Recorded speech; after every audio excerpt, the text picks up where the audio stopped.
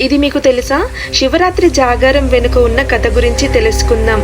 పురాణాల ప్రకారం శివుడు తాను గరలం మింగి మానవాళిని కాపాడిన రోజు మహాశివరాత్రి అని చెబుతుంటారు. శివరాత్రి రోజున ఉపవాసం ఉండి రాత్రి మొత్తం జాగారం చేస్తే పుణ్యము మోక్షము లభిస్తుందని వేదాలు చెబుతున్నాయి. దేవతలు రాక్షసులు క్షీరసాగర మదనాన్ని చిలికినప్పుడు ఉద్భవించిన హాలాహలాన్ని పరమేశ్వరుడు మింగాడని అనేక పురాణాల ద్వారా తెలిసిన విషయమే. పరమేశ్వరుడు హాలాహలాన్ని మింగడంతో కంఠం నీలంగా మారిందట.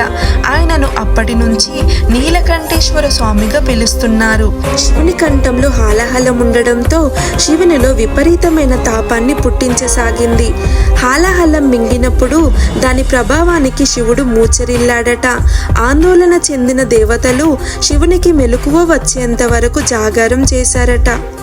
పరమేశ్వరుడు స్పృహలోకి వచ్చేంత వరకు ఆయన కంఠంపై నీళ్లతో అభిషేకం చేశారని పురాణాల ద్వారా తెలుస్తుంది. మాఘబహుళ చతుర్దశి నాడు రాత్రి 12 గంటలకు స్వామి స్పృహలోకి వచ్చారని, అప్పుడు దేవతలు సంతోషించి స్వామివారికి కృతజ్ఞతతో స్వామివారి కళ్యాణం జరిపించారని శివపురాణంలో ఉంది.